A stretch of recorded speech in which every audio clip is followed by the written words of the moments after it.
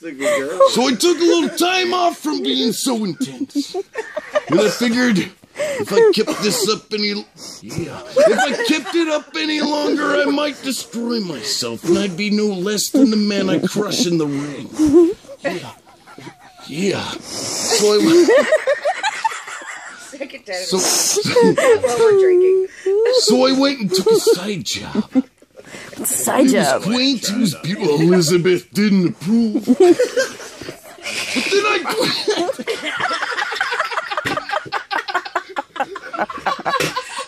I want to drink this beer, but I can't. But she didn't approve of anything. I didn't approve when she ran off with the Hulk. I didn't approve when she ran off with the pythons. They were a weird group of kids. Neighborhood bullies, yeah. Couldn't beat them down because they were under the age of 16. Otherwise, I would have left them off with a warning because they were handsome anyway. Handsome on their bikes with their pegs and spokes. Some of them had dice. Yeah, dice that they rolled. Yeah, they were hanging out a lot. It was weird. Elizabeth kind of did her own thing, so I went off and I put an application in. And I'm not talking about the kind you pull off in the ring. Not the kind that would break a man's bones just applicating. But the kind... Yeah. Oh, it's that somber, that really brings you back. Oh my God, that gives you time to think. It really does. Obviously, little sister. Obviously. But I always got time to think. And it took me a while, and I get it. I filled out the paperwork. I let my blood, sweat, and tears drawl down my chin onto my big curly chest, down my huge biceps, through the forearm. Yeah, onto the pen that was loaned to me by a handsome friend of mine named Bob Vila. He built that sucker out of 4 houses. It was amazing. Yeah. So I started going into this job. And I sat down at the table and I was surrounded by other folk that looked like they'd done it before. Of course they did.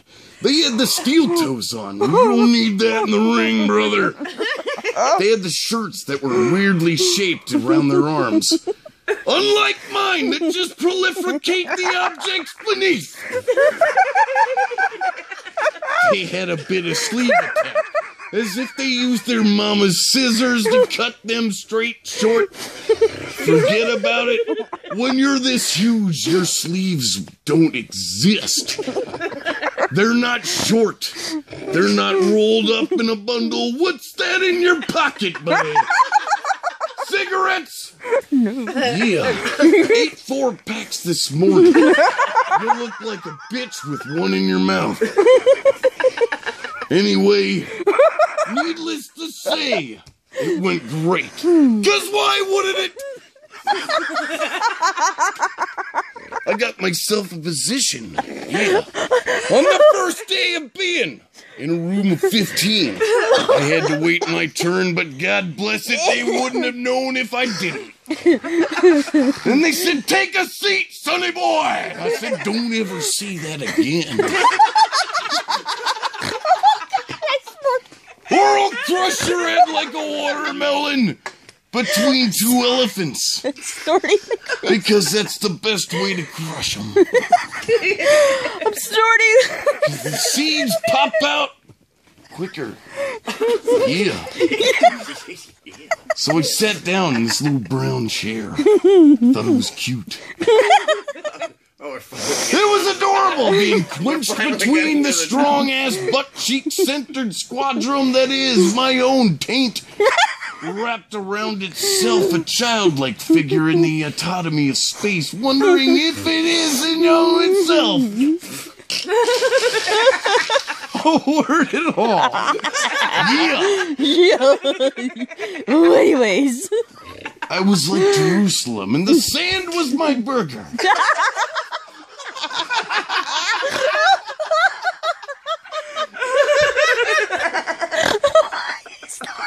Keep snoring. So yeah. That's when he asked me. This little cocky prick of a man within the ring would have been my easiest enemy, but I would have held him high in order to make myself sound stronger when I popped his mouth. But I didn't, because I was in respect of the contract called the applicator. Application to the layman's man, yeah, to the layman's man. But we don't have time for that. So when he looked at me in my giant sunglasses, made of everything perfect and random, the shine off of my head must have been so impressive for the whole biblical proportions of his linoleum tube light reflectors he calls fume gauges or whatnot. Granted, the lights were pretty bright, and I didn't care for it. Yeah. The room was plain and ugly. It had no style, no flair. And I asked him, "Hello." Yeah. You're gonna kill me. You're gonna kill me. "Why do you want to work here?" Oh. And I asked myself before having time to give a cognitive thought to his intelligent question that would make me think about things stronger than the world in itself and combine structured down into a black hole until it implodes on itself. A most delirious dream of light consumption. Why did I want to be here? Am I giving birth? And I said to this man, yeah, I said to him right there and then, I said, "I want to make money." And like a dumb fucker, he looked at me like a doe-eyed, savient bastard and said, "Oh my lord, this man's a genius." He came into my office, by the way, I'm reading his thoughts. He came into my office, and I'm gonna translate as if he had the ball fortitude that I do. I'd imagine if I were sitting in his chair and a some brilliant gentleman such as myself came into the room and said my answer to his question, I'd be like, here's a man who sees through everything. He wants to sit down in this small chair, this chair that I supplied, and asked him to come down. And he wants this job for money. Yeah. Yeah. Money. It's green, it's flat, and it's amazing, but why would you want to do anything for it? And that's when I realized I didn't get the job. It wasn't because I answered the job answer stupid. It's because he didn't believe in what he was selling. Yeah. He had boxes all day, stacked tall and wide, squarer than the circle that I destroyed in my previous formation of self. That's right. He had minions as far as wide as the eyes could see and be open. That's right, all these little men traveling around, packing these browns, jamming it hard, yeah! Into the back of the giant box that it was that would ship out in time. Because you needed to have 18 wheels to take this package and put it in it. And jam it straight and make sure it fits on all angles. And make sure you can pack as many men into this box as you can. Because nobody makes more money than a man who can assemble all the minions that can pack the most brown into themselves. And so, that's a new word too. Jam it in there. Shut the door tight and latch. Imagine that. I talked about pooping earlier. It's hard to slam the latch tight. Because maybe, yeah, just maybe, you might little extract come out.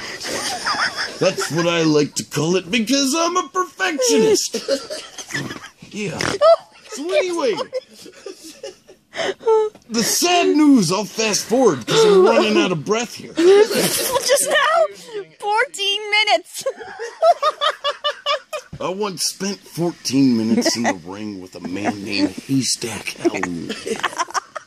He was a mountain of pain. I sent him crying home to mama with the rolled-in DDT. Yeah. But I digress again. this man had the balls to look at me and ask me another question. He said, "What do you have that will set you apart from any other member in our brainless staff?" Yeah, he had the balls to say that. I had a lot of respect for the workers at the time. Yeah, because I was thriving to be one. So I asked him, "What?" Yeah.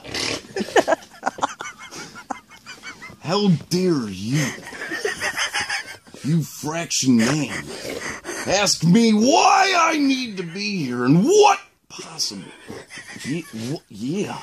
What would possibly set myself aside from the other brown drones? I've got the shoes on. I got them from KC or some shit like that. It was a beautiful store at the time. Cheap as the night was day. Cheap as the light was bright.